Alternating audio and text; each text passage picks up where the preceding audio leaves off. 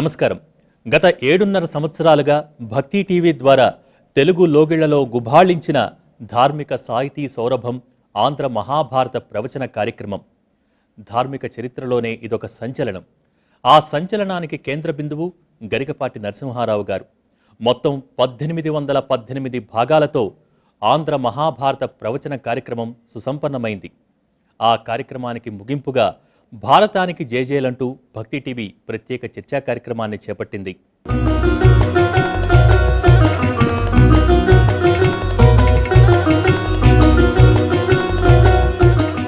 భారతానికి జేజేలు ప్రత్యేక కార్యక్రమంలో పాల్గొంటున్న సాహితీవేత్తలు, ఆధ్యాత్మికవేత్తలు, ప్రముఖుల్ని ముందుగా పరిచయం చేసుకుందాం. శ్రీ గరికపాటి నరసింహారావు గారు, ఆంధ్ర మహాభారత ప్రవచనకర్త.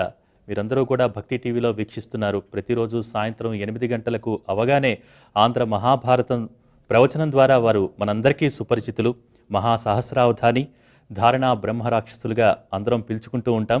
1818 ఎపిసోడ్స్ పూర్తి చేశారు ఆంధ్ర మహాభారతం. ఆ సందర్భంగా ఈరోజు భారతానికి జేజేలంటూ ప్రత్యేక కార్యక్రమాన్ని భక్తి టీవీ చేపట్టింది. తర్వాత డాక్టర్ ఎన్ అనంతలక్ష్మి గారు, ఆధ్యాత్మికవేత్త, ఆచార్య డాక్టర్ బేతవోలు రామబ్రహ్మం గారు, సాహితీవేత్త, కేఎల్ కామేశ్వరరావు గారు, సాహితీవేత్త, కేంద్ర ప్రభుత్వ విశ్రాంత అధికారి, అలాగే ఆకెళ్ల రాఘవేంద్ర గారు, వ్యక్తిత్వ వికాస నిపుణులు, మావుడూరి సూర్యనారాయణమూర్తి గారు, జాతీయ సాహిత్య పరిషత్ ఆర్గనైజింగ్ సెక్రటరీ, సాధన నరసింహాచార్య గారు, సాధన సాహితీ స్రవంతి అధ్యక్షులు.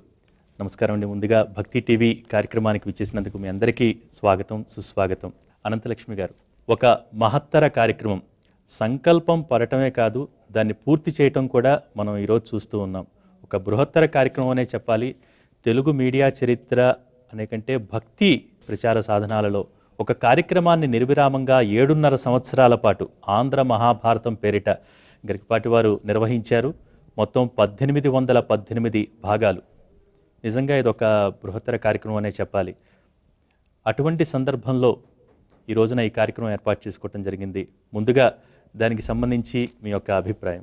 ముందుగా మహాసహస్రావధాని శ్రీ గరికపాటి నరసింహారావు గారికి అభినందనలు, ఆ తరువాత ధన్యవాదాలు. ధన్యవాదాలు ఎందుకంటే 7.5 సంవత్సరాల పాటు అవిచ్ఛిన్నంగా జయాన్ని అందరి ఇంటికి తెచ్చారు. ఆంధ్ర మహాభారతానికి సంస్కృతంలో ఉన్నటువంటి నామం జయం. 8 గంటలు అయ్యింది అంటే చాలామంది భక్తి టీవీనే చూశారు. ఎందుకంటే భారతం గురించి ఉన్నన్ని అపప్రథలు, సందేహాలు మరి ఏ గ్రంథాన్ని గురించి లేవు.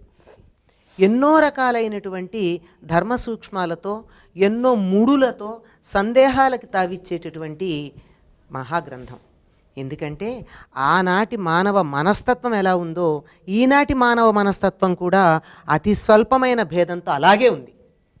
అందుకని ప్రతి దానికి ఆ సందేహాలకి పరిష్కారం భారతంలో మనకు దొరుకుతూ ఉంటుంది.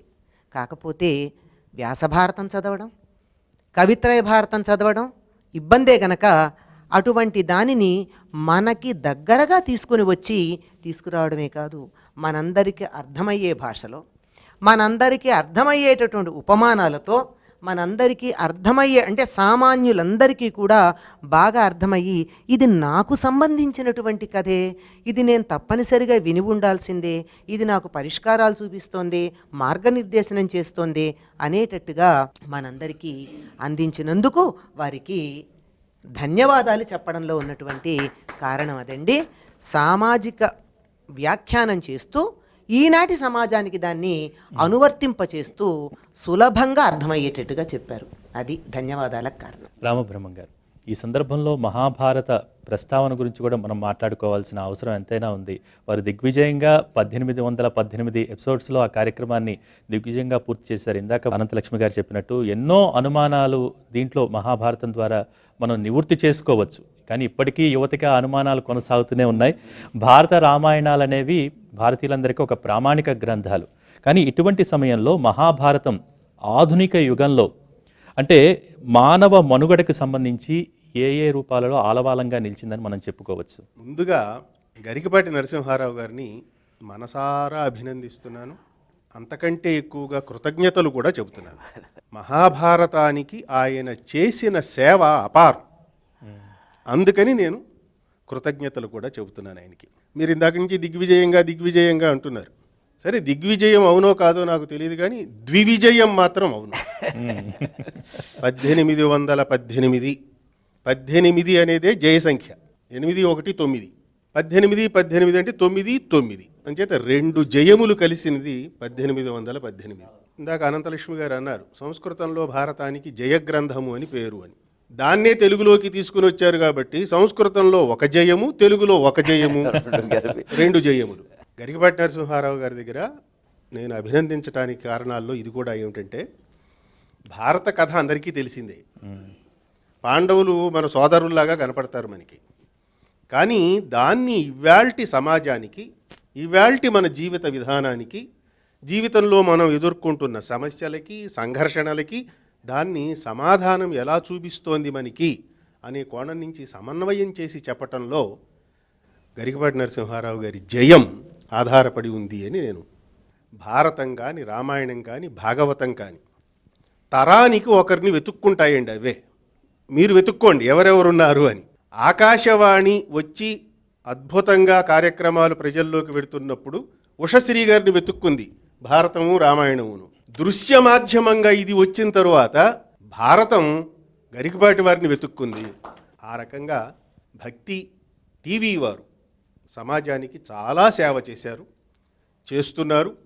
అన్ని కార్యక్రమాలు ఒక ఎత్తు అయితే, ఇదిగో 1818 కార్యక్రమాలు మహాభారతం కోసం కేటాయించగలగటం నిజంగా భక్తి టీవీ వారికి ఉన్న దాన్ని ఏమంటారు నిబద్ధత, భారతీయత పట్ల, భారతీయ సంస్కృతి పట్ల భక్తి టీవీ వారికి ఉన్న నిబద్ధతకి ఇది ఒక పెద్ద ఉదాహరణ అని నేను మనసారా నమ్మి వారిని కూడా నేను అభినందిస్తున్నాను.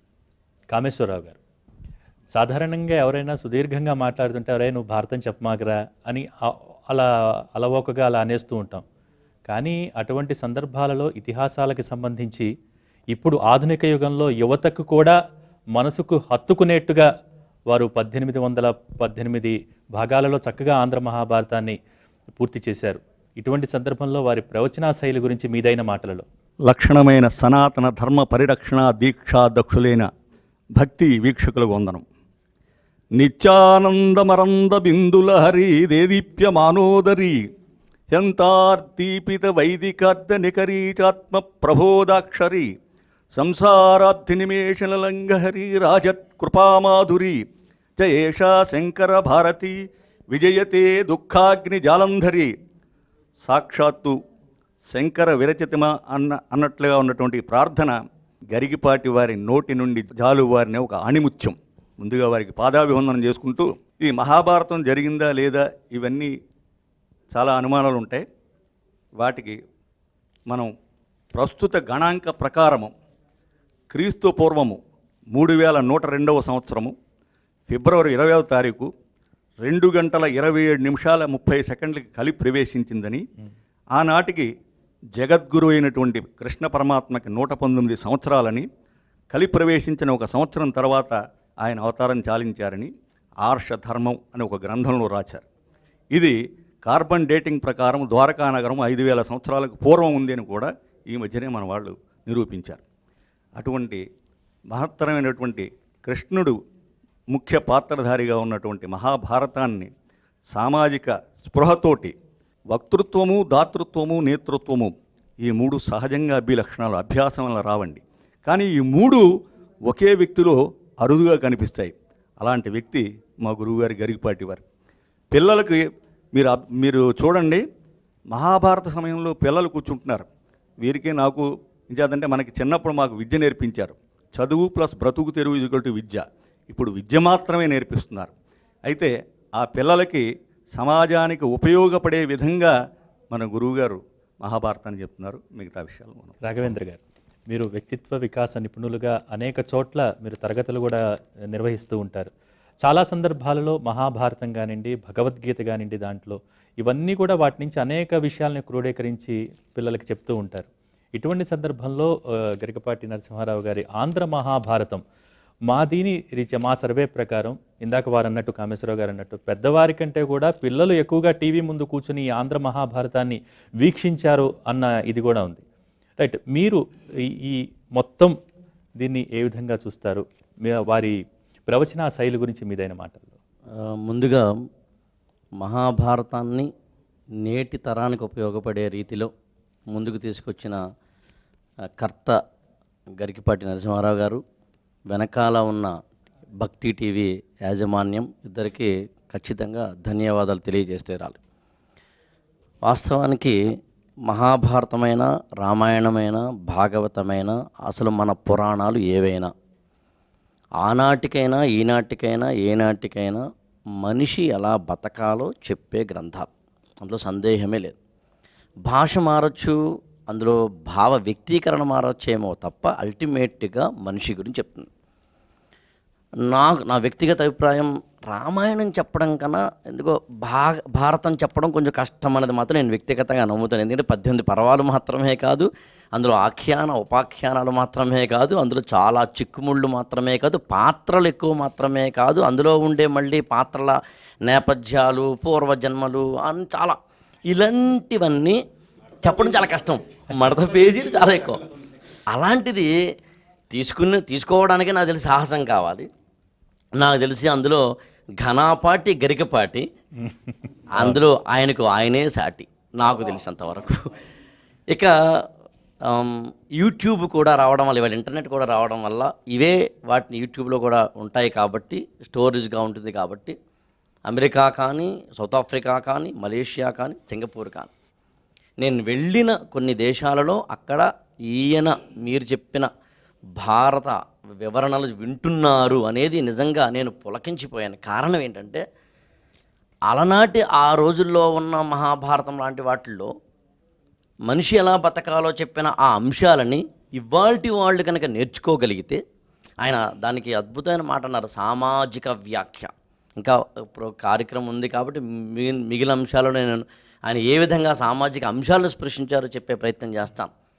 కానీ అల్టిమేట్గా ఇవాల్టి యువత కనుక మహాభారతంలోనో రామాయణంలోనో లాంటి వాటిలోనో ఉన్న అంశాలని కనుక ఇవాల్టి జీవన విధానాన్ని ఎంచుకుంటే, పాల్ కోహ్లీలో కానీ, రాబిన్ శర్మ కానీ, లేకపోతే మరొకరో ఇంగ్లీష్లో ఇవాళ పాశ్చాత్యులుగా అనిపించే వ్యక్తిత్వ వికాస నిపుణులు లేదా గ్రంథకర్తలు రాస్తున్న పుస్తకాల్లో ఖచ్చితంగా భారతీయ వేదాంతం ఉందని, పంచమ వేదంగా పిలువబడిన మహాభారతానికి సంబంధించిన అంశాలున్నాయని, నాకు తెలిసినంతవరకు మీరు ఎంసీఏ చదువుతున్నా, ఎంబీఏ చదువుతున్నా, మార్కెటింగ్ కావాలన్నా, కంప్యూటింగ్ కావాలన్నా, సినిమా రైటర్ కావాలన్నా, ఇంకేదైనా కావాలన్నా మహాభారతం కనుక చదివితే అందులో మీకు కావాల్సిన దొరుకుతాయి.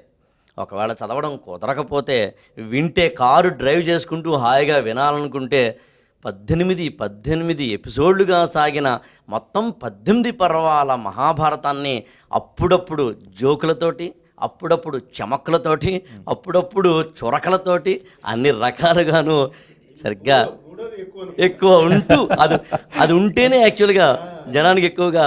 కాబట్టి అది నిజంగా సౌహృదయపూర్వకంగా గరికపాటి నరసింహారావు గారు ఒక అనుకోవడం వేరు, ఆరంభింపరని మనకి భర్తృహరి చెప్పినట్టుగా అనుకోవడం వేరు, దాన్ని సాధించడం. ధీరుల్ విఘ్న నిహవ్యమానులగుదురు. కాబట్టి మీరు ధీరులయ్యారు. భక్తి టీవీకి వెనకాల ఉండి నిలబడినందుకు కృతజ్ఞతలు తెలియజేస్తున్నాను. సూర్యనారాయణమూర్తి గారు. మధ్యలో అడ్డం వచ్చాను, ఏం లేదు. నిర్విఘ్నం అనే మాట చాలా చాలా చక్కగా వాడారు. మహాభారతాన్ని తెలుగులోకి తీసుకుని వస్తే నిర్విఘ్నంగా సాగలేదు. మొదట 2.5 పర్వాలు రాసిన ఆయనేమో వెళ్ళిపోయాడు. ఆ తర్వాత కొన్ని సంవత్సరాల దాకా మళ్ళీ తిక్కన గారు పూనుకోలేదు. ఆ తర్వాత కానీ మళ్ళీ మధ్యలో ఆ కాస్త అతుకు పెట్టని అలాగా జరిగింది. అలాంటిది ఇంకోటి కూడా చెప్తారండి, భారతాన్ని ఆది పర్వం నుంచి మొదలు పెట్టద్దంటారు, విరాట పర్వం నుంచి ప్రారంభించి చదవమంటారు పారాయణ చేసేటప్పుడు కూడా. ఎందుకంటే ఆది పర్వం నుంచి మొదలు పెడితే చివరి దాకా వెళ్ళటం కష్టము, ఒక నమ్మకం పడిపోయింది. అది కాదు, హాయిగా నడుస్తుంది అని నిర్విఘ్నంగా దీన్ని జరిపి 18 మీరు అన్నట్టుగా 3 18లు వస్తున్నాయి. అందుకని కూడా మనం నరసింహారావు గారిని చాలా గొప్పగా అభినందించాలి. ఆ ధైర్యం, ఆది పర్వం నుంచి మొదలుపెట్టి ఎందుకు సాగదో చూద్దాం అని ఆయన నిరాటంకంగా జరిపారు. అది చాలా నాకు నచ్చింది రాఘవేంద్రరావు గారు.